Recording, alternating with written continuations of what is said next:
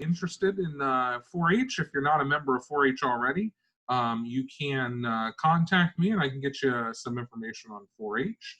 4-H is the largest youth organization in the world, and we have a lot of different variety of programming. The virtual field trips I give every Friday is one of the types of programming, one of the types of virtual programming that we've been doing for the past 3 months. And so this, for the next month, we're actually doing something a little bit different than the previous field trips that we've gone on. And for the next month, we're actually going to focus on careers. And so the virtual field trips are all part of a career exploration series that is a month long. And on Mondays, we're going to do a career club, a career special interest club, or a spin club as we call them. And then on Fridays, we're doing the career-based virtual field trips. And then I'm also going to host 2 virtual Real Money, Real World programs, which are financial literacy programs for youth. And so really excited about the next upcoming month, and hopefully you'll join us for a couple of those other programs. I'll give you the link for all that information at the end of today's session. I'll put it in the chat box, and hopefully you can join us. The virtual field trips are really meant for kids of any age. You don't have to be any age, specific age to join me on these field trips. Whereas the spin club is meant for high school students because we will be diving a little bit deeper into some different themes and areas that younger kids might get a little lost on. And there's some projects and activities that we're going to do, especially geared for high school kids that are wanting to think about what careers they can get into. So once again, really excited about this opportunity for older youth teens to be active in 4-H still, even though we're not meeting in person yet. But we do have some really good virtual programming going on. So this week, this Friday, as you can see from behind me, that delicious looking chocolate, and from what you can see on your screen, we are going to tour a chocolate factory, and you can see in the background, actually in the back freezer, Mackey's is the name of the chocolate factory. It's actually in Scotland, and that's where we're going to be visiting today. And so, without further ado, we'll start up the tour. So, chocolate is of course a lot of people's favorite sweet treat. I'm actually more of a caramel person. I like caramel, but I won't turn down chocolate either. But it begins a lot differently than what it looks like and what we consume as the finished product. As you can see in the first picture here, this kind of starts out as a small batch. You can kind of see all of the ingredients around that kind of start out as a small batch. This chocolate factory also does obviously large bulk batches for retail sales. So, but doesn't matter if it starts out small or large bulks. It all starts out the same. Raw ingredients are all combined into creating the chocolate that we know today. Chocolate actually is, interesting enough, over 4,000 years old. And it started in, it was kind of first eaten in Central America, and it's based from the cacao plant. And so the cacao plant was fermented, and they actually, when chocolate first came around, they used it for religious purposes. And then after Spanish conquest in South America, beans were taken to Europe and mixed with new ingredients, and then that's slowly over time, as stuff kept getting added to different types of ingredients, we get chocolate as we know it today. If you visit Europe, Germany is a huge chocolate area. Switzerland, obviously Swiss chocolate. All of these places, French even has a different type of chocolate. Their chocolate tastes a lot different than American chocolate. So American chocolate would be like something like Hershey's chocolate is one of the most famous brands in America.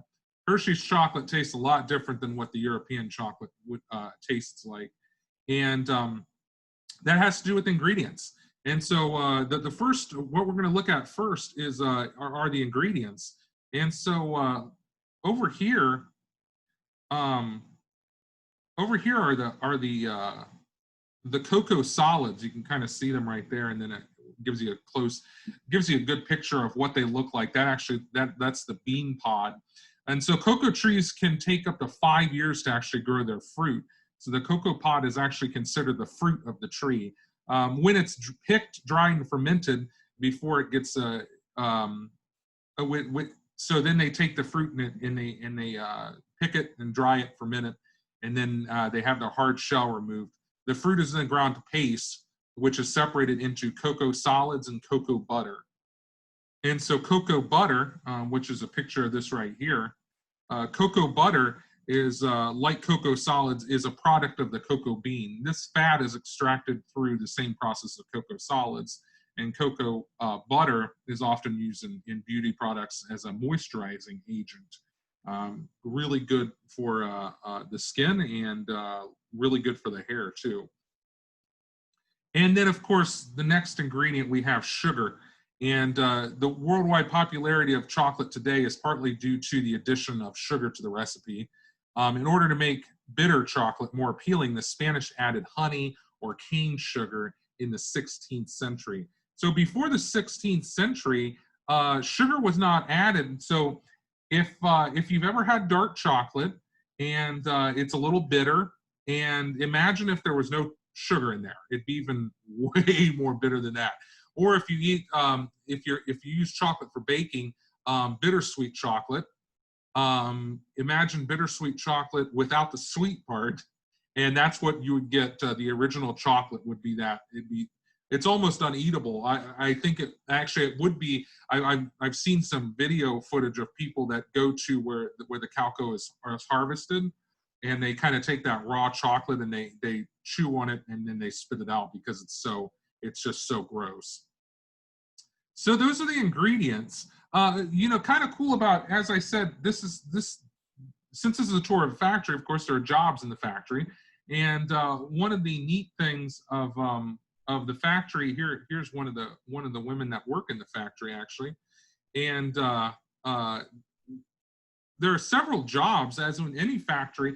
Most of the factories that we're going to look at on these field trips have a lot of different jobs, anywhere from manual labor jobs where you're doing the really hard sweating physical labor, all the way up to like this lady here might have some sort of chemistry background or some kind of a science background where she's actually mixing the ingredients together. A lot of chocolate factories have where they come up with their own chocolate brands. They come up with their own chocolate taste, and so they have a lot of chemists behind that, and a lot of scientists that work in the behind the scenes of a chocolate factory. And so when you're looking at different types of jobs, if you really like chemistry, if you really like science, if you like experimenting, if you like food, the food industry has a huge amount of factories. When we think of factories, we always think of a car factory where they make cars or some sort of machinery. The one of the biggest products that I live in, as I said, Lucas County. Toledo, Ohio is the largest city in Lucas County. And the big claim to fame for Toledo, the way that it became large, was the glass industry. So when we think of factories, we think of things that are making those hard, tangible goods. Well, food has to come from somewhere. And a lot of foods come from factories, unless, of course, you're getting a homegrown, fresh off the vine vegetable or fruit or something like that. Most food products go through some sort of factory, and there's a lot of testing. There's a lot of research and development that is in those factories that scientists do. So next up, we're going to check out the actual mixing process. And so you'll see one of the items right there is a giant mixer. In this room, the ingredients are combined to the ideal recipe for chocolate. Natalia will rest the hardened cocoa butter on the metal bars, melting. We'll meet Natalia a little bit later. On the metal bars, melting butter into the tanks. And then behind this tank is warm cocoa liquor, which is melted soup of the hardened cocoa solid. After these have melted and mixed with other ingredients, sugar, flavoring, and milk powder, sometimes coloring agents, that's actually when it starts to really start to get to be chocolate. So let's get cooking. Right over here is Natalia. So to mix the ingredients, cocoa butter and solids have to be melted to a liquid. This occurs at 37 degrees Celsius, which is the same as the temperature of the human body. So what is that, 98 degrees Fahrenheit? And this creates the smooth melting texture of chocolate. There she is. She's putting it into a large hopper, and that's going to heat it. And then the melted stuff is going to fall down and go into the next step there. So up here, looks like a grain elevator. If anybody grew up on a farm, it kind of looks like a mini grain elevator. This is actually how they add the sugar. So after the cocoa butters and solids have been melted and mixed, sugar is added to the mix. The amount of sugar varies depending on what type of chocolate bar. It is added to the mixture through this long pipe. And so there's a large, there's a very large vat of sugar. It might be located, it's probably located actually outside maybe. And that is fed through that long pipe, and then it gets poured directly into that hopper. So next up, over here, that hopper that we first saw, so this is called conking. After the cocoa liqueur has been melted and added to the mix of sugars and butters, the mixture is ground between two rollers in a process called conking. This ensures that chocolate does not have a grainy texture. So if you can imagine all of the sugar going into it, all of that melted solids going into it, there's a really good chance that because that sugar is a really grainy texture, so there's a really good chance that if you didn't have this process, this conking process, that would be the chocolate would be really, it just wouldn't be that melt in your mouth texture that we're used to in chocolate. Like what you see behind me here, it would not be that smooth texture. You'd be able to see the crystals, and it just wouldn't be as good as what it is. So this is an interesting process. Many different ingredients can be added to the chocolate mixture, create different flavors. In this factory, they can make a mint flavored chocolate using mint grown at the same location. They also create honeycomb by boiling sugar and glucose syrup in large copper pots. This is then cooled and broken into small shards and added to chocolate. So this would be like a almost like a brittle, like a type of, if we think of like a Heath bar is what, as I said, this is a chocolate factory in Scotland, and so I think Heath bars are American made, but it'd be like that toffee that's in the Heath bar, and that's what they're doing here. They can make that on site, and so over here you see the person pouring that into it. In this pot, sugar and syrup is heated until it reaches a sticky consistency. Bicarbonate of soda is added, causing the mixture to rapidly form bubbles and tripling in its volume. And at this point, then the mixture is poured onto the table, which you see right here. And that in that process of making the brittle that goes inside of the chocolate will then also, that's pretty much when it happens. So over here, and as you notice as we're going around the room, there's it's not a huge room, but there's at least 4 people working in this room. So that and each one of them have a different job, and it's something that I'm sure many of them are trained on that specific job.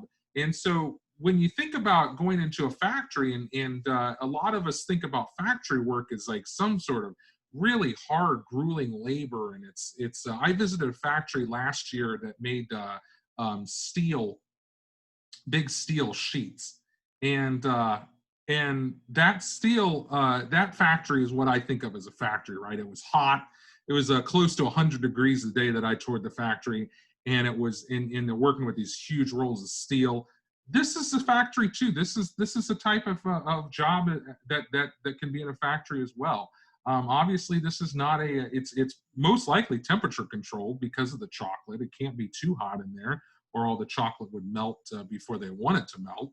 And it's not huge backbreaking labor, but it'd be fun. It'd be kind of neat to make chocolate all the time, right? I don't know how you might get kind of sick of chocolate if you made it for a living, but maybe not. There are some chocolate fiends out there that are really, really obsessed with chocolate that probably would never get sick of it. So the machine we're looking at right now is it breaks the larger honeycomb pieces down into smaller pieces. It's less than a centimeter square, so about that big, little tiny pieces that can be put into the chocolate. And these pieces are added to chocolate before it's put into the molds. And so obviously you have to mix it with the chocolate, and then it's put into the molds. So back over here, this is Louise. Louise has to work quickly as the honeycomb is poured onto the tables. She spreads the mixture out to a thickness of 1 inch, and it will cool and harden quickly, turning into brittle solids. So it's a very short amount of time. And that's one of those jobs that Louise has probably been doing it for a long time, and she's probably got it down pat, right? She knows exactly how long it takes. She knows exactly how to spread it, and that's one of those skills that you have to learn before you can start doing it. Most likely, Louise might have started out at some other position in the factory, and then she moved up to this position because you do have to learn kind of the chemistry of that honeycomb, right? You have to learn how long it takes before it will go into that brittle phase, and how you can spread it across that table. So there's a lot of knowledge that goes through something as simple as making this honeycomb chocolate. So next up, we're going to check out the cooling tunnels, which this is pretty neat. So you can see it down there. Now that the chocolate mixture has all of the ingredients added, including extra flavorings, it's poured into molds. These molds are giving the chocolate bars a distinctive shape after they're cooled. And next, the bars enter a cooling tunnel, which slowly reduces their temperature. This will ensure that they're set solid. So over here, we see really the perfect texture. Before the chocolate can be poured in the molds, this texture has to be perfected by tempering. This process raises and lowers the temperature of the chocolate several times before perfecting the crystal structure. This structure gives chocolate its distinctive snap. I wish I would have brought a chocolate bar with me today, and you guys can just imagine that chocolate snap. That's what we hear. A lot of chocolate, sometimes if you have chocolate that's starting to melt a little bit, it doesn't snap. But if you get the chocolate perfect room temperature and perfect consistency, it has that really unique snap. So the mold shape, and you can see close-up picture even better. These molds split the chocolate into separate squares. This makes it easier for people to eat and adds extra decoration to the bar. Each mold can make 6 bars. And then over here, we'll see actually the cooling tunnel, pretty long. And so the cooling tunnel, after the molds are filled, they slowly travel along this cooling tunnel to the far end of the room, and then all the way back 6 times. After this, which takes around 40 minutes, they are ready to be wrapped, which is the next thing that we'll see. One thing I do want to mention about this is some pretty cool machinery, right? It's pretty complex. It knows exactly how much chocolate to spray and to pour in the molds. It knows exactly how far to go. It knows exactly the cooling chamber here, the cooling tunnel, knows exactly what temperature it needs to be, exactly how fast it needs to go. If it goes too fast, it won't cool fast enough. If it goes too slow, it'll cool too fast and then it'll get crystallized. And all of this has to be done by a programmer, right? Which brings me to another job that are in factories, a lot of factories. A lot of factories go to automated systems now. Automated systems, of course, mean that robots have taken over, machines have taken over, computer technology has taken over. Whereas a lot of people say this is a really bad thing for factories, where, you know, at some point in time, this the cooling system or the cooling tunnel was most likely always some sort of machinery. But at some point in time, pouring the molds would have probably been a human's job, right? Well, so now the factories go to a machine that automatically pours the molds. And a lot of people say, well, that took away from jobs. And yeah, it did take away from jobs, but there are also jobs that it created, right? There's a company that had to create this machine. There are computer programmers that had to program this machine. There are people that have to maintain this machine. And so that's something you want to think about when choosing a career and when getting into careers. You have to think upper level. What's around now? And will that still be around by the time before, you know, I want to retire? So if you're just in high school, if you're just in college, you've got another 30 years at least before you can retire, right? And so you got to think, will that job be around in 30 years? And who knows? My grandpa retired from the newspaper print industry, and the last job he had before he retired was repairing printing presses. And so I grew up in a really small town. The little town that I grew up in had its own newspaper, and the printing, they did all of the printing in-house. That all of the printing was done at that newspaper for that newspaper. That doesn't happen anymore. All printing for newspapers, most printing for newspapers, all done at one major place. So the Kenton Times is what the name of the paper my grandpa used to work at. Kenton Times can be printed at the same place as the Toledo Blade. It can be printed at the same place as the Sentinel Tribune. It can be printed at the same places as a dozen other papers. And so a lot of people, after my grandpa retired, a lot of people that were doing my grandpa's job lost their jobs because they went down to not that many people. So you have to know when to get into that career, and you have to know, is that career going to be around? If it's not going to be around, is there a chance for me to further my education in order to learn about the new technology that's being used in the career that I started out in 20 years ago? And that's something that anytime I talk to high school students, I always tell them that there's always a chance that jobs will disappear. That's unfortunately how capitalism works, right? And the goal is to be able to grow with that company. So next up, we're going to, after it goes through the cooling table, we are now going into where they pack the chocolate. So the chocolate's now cool, and it's able to be handled. And so Audrey, which we can see over there in the distance, places each chocolate bar into a special conveyor belt, which wraps the chocolate. This machine is constructed so each chocolate bar is wrapped perfectly. This is done by ensuring the space between each bar on the belt is matched to the rate that the labels are added. With this method, many chocolate bars can be wrapped at the same time. There we go, right over here, we have some fresh chocolate, fresh from the machine, getting ready to be wrapped. These chocolate bars are the same size because they are identical molds. They have to be the same weight as described on their wrapper and fit perfectly into the boxes. And of course, if chocolate is different size than what the wrapper says, that gets into a whole slew of things that everything has to be labeled with the dietary information. And so if it's a different size, then you have to say that on the wrapper. So it has to be very, very detailed and precise on that size. It can't be wrong. It can't be an ounce off, because an ounce off is a huge amount when you're talking about a small chocolate bar. So sealing the chocolate, here you see the conveyor belt, and then that's the machine that seals the chocolate. So you see the chocolate down there at the bottom, in between those two rungs there.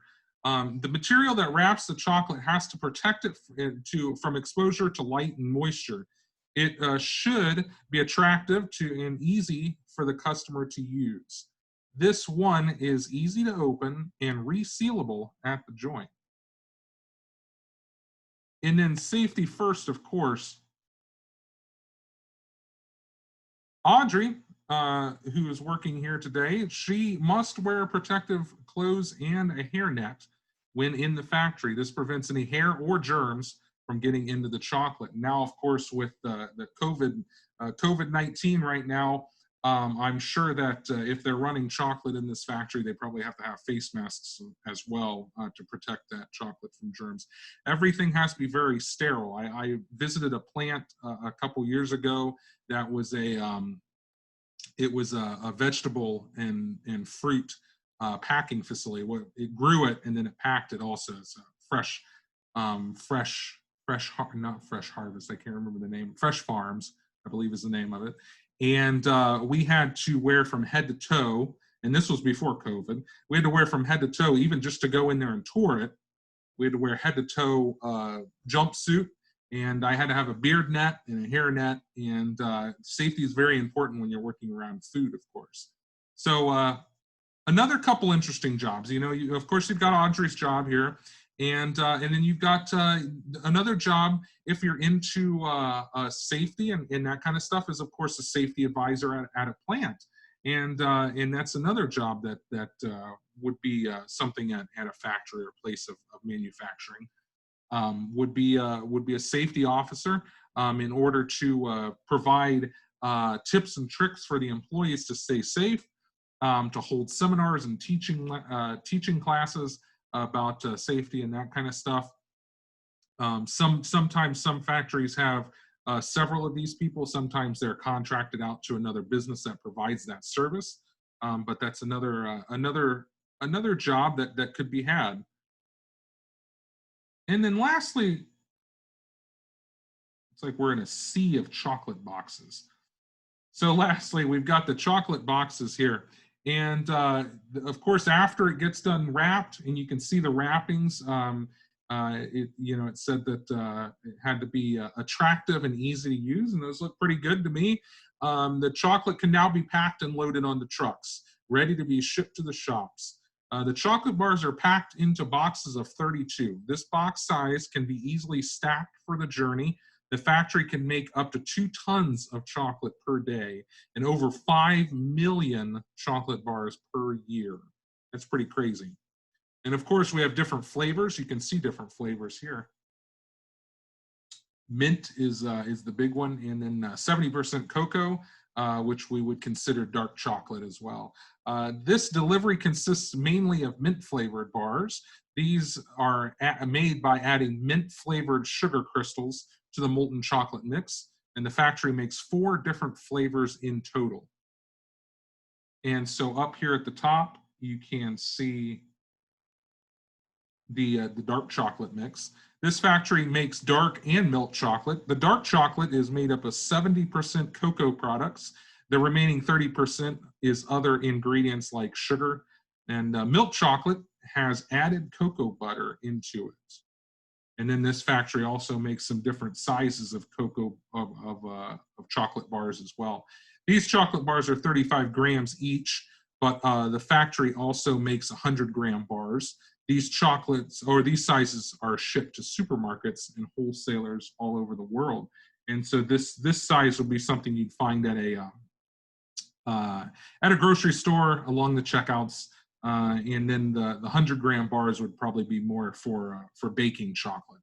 And so some of the other jobs that would be included in this particular factory would be maintenance of the machines. As I said, the job that my grandpa did for 25 years was maintain printing presses. And so same thing with this, maintenance of those machines.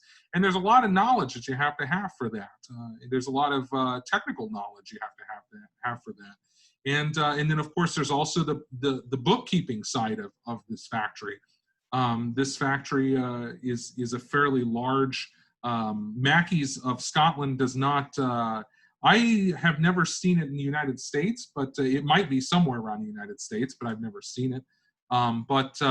It of course is a worldwide company, so there's a lot of accounting departments and human resources departments. It's a large industry, and so there's a lot of people that work for Mackey's of Scotland, and a lot of different jobs that would come into effect there. So hopefully you enjoyed today's field trip, and hopefully it got you thinking about some different jobs that might be available to you, that would be in a place that you might not think about as a wide variety of jobs.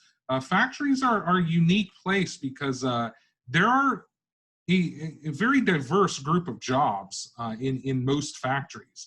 And the automation part of factories really made it that way. There's a lot of computer programmers that work for large factories now. Those computer programmers are not in sweaty, grueling environments in 100-degree heat on the factory floor. They're sitting behind a computer, monitoring things and making sure things are going okay. So a lot of things, a lot of different jobs that you can have. And so I do have the chat box enabled. If you have any questions, feel free to type it in the chat box. I'll enable I'll enable you to be able to